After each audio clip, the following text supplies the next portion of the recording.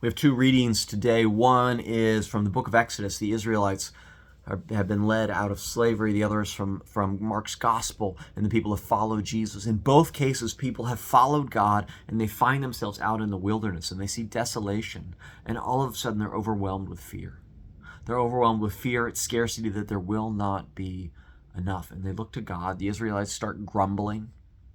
Surely the crowds in Mark's gospel were wondering what would happen to them. Do they need to figure something out for themselves? Fear drives us to do wild things. And in both of these cases, God provides manna in the wilderness, or bread in a desolate place. And God is demonstrating that there is this entirely different economy that runs on abundance. And it's not always easy to see or easy to understand, but we are invited to set aside our fear of scarcity that drives us in so many ways in this world. And we look at the news from last week, we think about how fragile things are, how fragile the economy is, how fragile the environment is with all the flooding from the storms.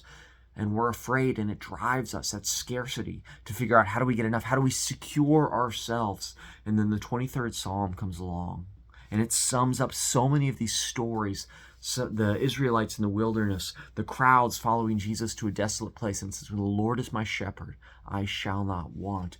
And the psalmist is teaching us that in God there is enough. If we learn to trust in God, if we wake up every morning with the expectation that God will provide, that we will find enough. It won't always be exactly what we want, but it will give us what we need. And we will discover that our cup overflows, for God prepares a table. Even in the midst of our enemies, God prepares a table where there is enough.